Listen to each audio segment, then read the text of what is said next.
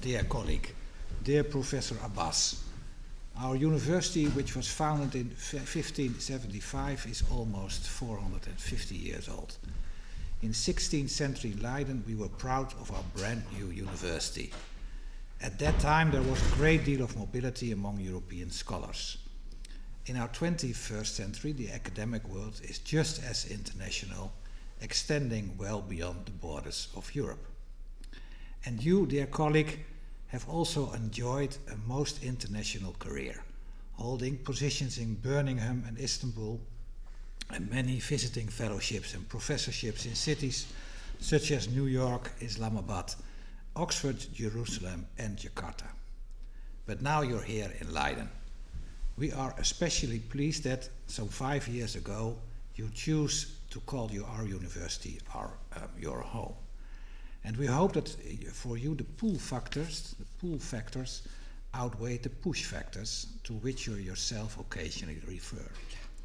Because we live in turbulent times, times in which universities are by no means ivory towers immune to presidential interference and social and political concerns, not least in your field. Dear colleague, in just a few short moments, you will officially join our ranks as Professor of Radicalization Studies. One of the main questions you address in your research is what has counter-radicalization policy actually achieved in the past 20 turbulent years? You are not very optimistic about this. 3 central concepts in your work are Islamophobia, radicalization, and securitization. And this latter, in very simple terms, is the labeling of a section of the population as a security risk. In your work, you demonstrate the complex interplay between these 3 phenomena.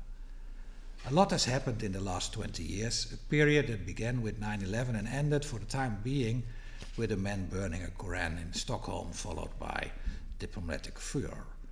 And in these 20 years, as you say, we have fallen into something of a vicious circle. The war on terror normalized the securitization of Muslims, increased securitization, difficult word it is, in turn led to more Islamophobia, more ammunition for the far right, and more frustration and powerlessness among Muslim population themselves, the later actually making radicalization more rather than less likely, which is hardly conducive to reducing the need for securitization. We have come full circle. How does being seen as a risk factor and constantly being the focus of negative attention affect a group of the population? You have conducted a number of studies on the subject. In collaboration with colleagues from Birmingham, you investigated the impact of the Prevent program on Muslim students at UK universities. This program forms part of the UK government's counter-terrorism strategy and requires lecturers at UK universities to refer any suspicions about students they suspect may be at risk of radicalization. A survey among 152 students revealed how this led to stigmatization, fear, uncertainty, and self-censorship among Muslim students, as well as a breakdown in trust between lecturers and students. In 2022, you published the book Islamophobia and Securitization, the Dutch Case, with Lieselot Welte. You interviewed Muslim organizations, imams and scholars in the Netherlands about how they deal with Islamophobia, radicalization, extremism, and counterterrorism. Your research found, for example, that counter-radicalization policies have created a dilemma for mosques. If they try to steer individual young people onto the right path and fail, they attract negative attention in the media. But they also face criticism for turning away radicalized young people and leaving them to their fate. So, securitization with a one-side focus on religion is therefore counterproductive. But how should it then be done? You're now exploring the answer to that question through the DRIVE project, for which you have received a prestigious Horizon 2020 grant from the EU. And in this project you are investigating the role of social exclusion and radicalization in 4 European countries, with an international and interdisciplinary research team comprising of 6 universities and 2 civil society organizations. Very impressive. So, and I wish you and your team every success in completing this project, and we look forward to seeing the results. Dear colleague, you were born and raised in Birmingham, the son of parents from Pakistan-administered Azad Kashmir. You yourself often refer to your background, not shying away from matters of a personal nature. The autobiographical book Ruminations, for instance, which you published in late 2022, testifies to this. In this book, you describe how your childhood as a second-generation Muslim boy helped shape how you approach life as an academic. Being open about yourself, including your struggles, is both brave and inspiring. To return to your academic career, you studied economics in London and Birmingham, but became increasingly interested in the interdisciplinary study of minority and ethnic groups, particularly in post-industrial cities. Your doctoral research at Warwick University was a comparative study of the educational trajectories of immigrant children from Bangladesh, India, and Pakistan in Birmingham. Following your doctorate, you spent 3 years working as a researcher for British government ministries, but then decided to pursue a career in academia. Between 2003 and 2010, you worked at the University of Birmingham, and until 2016, you were professor at the Al Fatih University in Istanbul.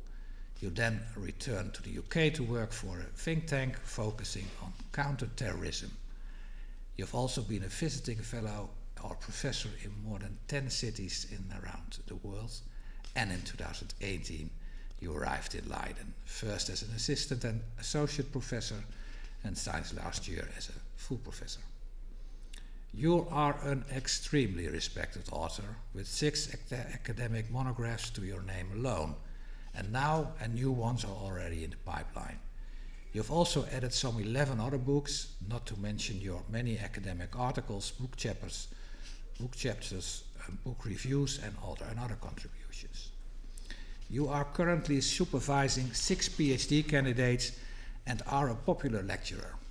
Since joining the Institute of Security and Global Affairs, you've also been involved in the administration of the Institute. You currently lead your faculty's diversity and inclusion task force, and the Dean is very welcome to that. Dear colleague, a field like yours carries with a great responsibility to use your knowledge for the public good and to share it with society. And that is exactly what you do. You travel the world, giving lectures to governments, think tanks, and civil society organizations, among others. You write a blog, you appear frequently in the media, such as The Guardian newspaper, giving interviews, providing analysis, and writing opinion pieces. There were years when, in the country of your birth, you were asked to interpret the news on an almost daily basis, and at times that took its toll. We are confident we will be seeing more of you. Please continue to take good care of yourself and reach out to us should you ever be in need of help. Therefore, in the presence of this academic senate, I wish you a warm welcome and every success in the exercise of the office which you have officially assumed today. Thank you so much. Thank you kindly. Okay. So now tradition dictates that I ask if you know the whereabouts of the text of your inaugural lecture. It's on the platform waiting for me to read from it. We'll see. We will see. We'll see. We will see. Unless you no, I don't have it here. No. So, and finally, allow me to conclude with a few words of scholarly advice. In fulfilling your duties, always cherish the 5 cardinal virtues of academic integrity. In your research and teaching, always be meticulous, reliable, verifiable, impartial, and independent. And then enjoy a well-earned night's sleep.